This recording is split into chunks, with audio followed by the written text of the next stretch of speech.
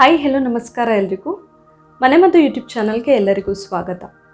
ಕೆಲವೊಂದು ಸರಿ ನಮಗೆ ಬೇರೆ ಬೇರೆ ರೀಸನಿಂದ ಕಿವಿ ನೋವು ಸ್ಟಾರ್ಟ್ ಆಗುತ್ತೆ ಅಲ್ವಾ. ಥಂಡಿ ಆದಾಗಲೂ ಆಗುತ್ತೆ, ಅಥವಾ ಕೆಲವೊಬ್ಬರಿಗೆ ತುಂಬ ಹೀಟ್ ಆದಾಗ, ಬಾಡಿ ಉಷ್ಣತೆ ಜಾಸ್ತಿ ಆದಾಗ ಆಗುತ್ತೆ, ಅಥವಾ ಕೆಲವು ಸರಿ ಏನಾದರೂ ಹುಳ ಎಲ್ಲ ಹೋಗುತ್ತೆ. ಸೊ ಬೇರೆ ಬೇರೆ ರೀಸನಿಗೆ ಸ್ಟಾರ್ಟ್ ಆಗುತ್ತೆ. ಸೊ ಇವತ್ತಿನ ವಿಡಿಯೋದಲ್ಲಿ ನಾನು ಕಿವಿ ನೋವು ಕಡಿಮೆ ಮಾಡ್ಕೊಳ್ಳೋದಕ್ಕೆ, ಯಾವುದೇ ಥರದ ಕಿವಿ ನೋವು ಇರ್ಬೋದು, ಕಡಿಮೆ ಮಾಡ್ಕೊಳ್ಳೋದಕ್ಕೆ ಸಿಂಪಲ್ ಆಗಿರುವಂತಹ ಹೋಮ್ ರೆಮಿಡಿಗಳನ್ನು ಹೇಳ್ತಾ ಇದ್ದೀನಿ. ಕೆಲವೊಂದು ಟಿಪ್ಸ್ಗಳು, ಯಾವುದು ಆ ಹೋಮ್ ರೆಮಿಡಿ ಮತ್ತು ಟಿಪ್ಸ್ಗಳು ಅಂತ ತಿಳ್ಕೊಬೇಕಂತ ಹೇಳಿದರೆ ವಿಡಿಯೋನ ಸ್ವಲ್ಪ ಕೂಡ ಮಿಸ್ ಮಾಡದೆ ಪೂರ್ತಿ ನೋಡಿ. ಹಾಗೆ ನೀವು ಯಾರಾದರೂ ಇನ್ನೂ ನನ್ನ ಚಾನಲ್ನ ಸಬ್ಸ್ಕ್ರೈಬ್ ಮಾಡಿಲ್ಲ ಆದರೆ ಪ್ಲೀಸ್ ಸಬ್ಸ್ಕ್ರೈಬ್ ಮಾಡಿ, ಹಾಗೆ ಪಕ್ಕದಲ್ಲಿರುವ ಬೆಲ್ ಐಕಾನ್ನ ಕ್ಲಿಕ್ ಮಾಡಿ. ಈಗ ಮೊದಲನೇ ಮನೆಮದ್ದನ್ನು ಹೇಳ್ತಾ ಇದ್ದೀನಿ. ತುಂಬ ಶಬ್ದ ಎಲ್ಲ ಕೇಳಿದಾಗ ಕೂಡ ನಮಗೆ ಕೆಲವು ಸರಿ ಕಿವಿ ನೋವು ಬರುತ್ತೆ ಅಲ್ವಾ. ತುಂಬ ಸೌಂಡ್ ಎಲ್ಲ ಕೇಳಿದಾಗ ಆಗಲ್ಲ ತಡ್ಕೊಳ್ಳೋದಕ್ಕೆ, ಆವಾಗ ಕೂಡ ಕಿವಿ ನೋವಾಗುತ್ತೆ. ಆ ಕಿವಿ ನೋವನ್ನು ಕಡಿಮೆ ಮಾಡ್ಕೊಳ್ಳೋದಕ್ಕೆ ನಮಗೆ ಅರ್ಧ ಈರುಳ್ಳಿ ಬೇಕಾಗುತ್ತೆ. ಸಿಪ್ಪೆ ತೆಗೆದು ಈ ಥರ ಅರ್ಧ ಮಾಡಿ ಇಟ್ಕೊಳ್ಬೇಕು. ಅದನ್ನು ಕಿವಿ ಸುತ್ತ ಈ ಥರ ಮಸಾಜ್ ಮಾಡಬೇಕು ಚೆನ್ನಾಗಿ. ಹೀಗೆ ನಿಧಾನಕ್ಕೆ ಕಿವಿ ಸುತ್ತ ಮಸಾಜ್ ಮಾಡಬೇಕು. ಒಂದು 10ರಿಂದ 15 ನಿಮಿಷ ಮಸಾಜ್ ಮಾಡಬೇಕಾಗತ್ತೆ. ಆ ಥರ ಮಸಾಜ್ ಮಾಡಿದಾಗ ಕೂಡ ಕಿವಿ ಒಳಗಡೆ ಏನಾದರೂ ತುಂಬ ನೋವಿದ್ದರೆ, ಸೌಂಡಿಂದ ಆಗಿರುವಂತಹ ನೋವಿದ್ದರೆ ತುಂಬ ಬೇಗನೆ ಕಡಿಮೆ ಆಗುತ್ತೆ. ಈರುಳ್ಳಿಯಲ್ಲಿರುವಂತಹ ಔಷಧೀಯ ಗುಣ, ಹಾಗೆ ಈರುಳ್ಳಿ ಅದರ ಸ್ಮೆಲ್ ಎಲ್ಲ ಏನಿರುತ್ತೆ ಅದರಿಂದ ನಮಗೆ ಕಿವಿ ನೋವು ಎಲ್ಲ ಕೂಡ ಕಡಿಮೆ ಆಗುತ್ತೆ. ಅದೇ ರೀತಿ ನಮಗೆ ಸೌಂಡಿಂದ ತಲೆನೋವು ಕೂಡ ಇರುತ್ತಲ್ವ, ಅದು ಕೂಡ ಕಡಿಮೆ ಆಗೋಕ್ಕೆ ಈ ಈರುಳ್ಳಿ ಹೆಲ್ಪ್ ಮಾಡುತ್ತೆ. ಇವಾಗ ಕಿವಿ ನೋವು ಕಡಿಮೆ ಮಾಡ್ಕೊಳ್ಳೋದಕ್ಕೆ ಎರಡನೇ ಮನೆಮದ್ದನ್ನು ಹೇಳ್ತಾ ಇದ್ದೀನಿ. ಇದಕ್ಕೆ 1 ಎಸ್ಲು ಬೆಳ್ಳುಳ್ಳಿ ಬೇಕಾಗುತ್ತೆ. ಸಿಪ್ಪೆ ತೆಗೆದು ತೊಳೆದು ಇಟ್ಕೊಂಡಿರುವಂತಹ ಬೆಳ್ಳುಳ್ಳಿ, ಜಸ್ಟ್ 1 ಎಸ್ಲು ಸಾಕು ನಮಗೆ, ಜಾಸ್ತಿ ಬೇಡ. ಇದನ್ನು ಸ್ವಲ್ಪ ಜಜ್ಕೊಳ್ಬೇಕು, ಜಸ್ಟ್ ಕ್ರಷ್ ಆದರೆ ಕೂಡ ಸಾಕು.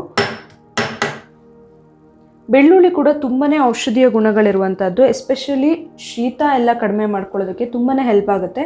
ಸೊ ಶೀತದಿಂದ ಆಗಿರುವಂತಹ ಕಿವಿ ನೋವು ಏನಾದರೂ ಇದೆ, ತುಂಬ ಶೀತ ಆದಾಗ ನಮಗೆ ಕಿವಿ ನೋವು ಬರುತ್ತಲ್ವ, ಅದನ್ನು ಕಡಿಮೆ ಮಾಡ್ಕೊಳ್ಳೋದಕ್ಕೆ ನಾವೇನು ಮಾಡ್ಬೋದು ಅಂದರೆ, ಈಗ 1 ಎಸ್ಲು ಬೆಳ್ಳುಳ್ಳಿನ ಜಜ್ಜಿ ಇಟ್ಕೊಂಡಿದ್ದೀವಲ್ವ, ಅದನ್ನು ಹತ್ತಿ ಒಳಗಡೆ ಹಾಕಬೇಕು.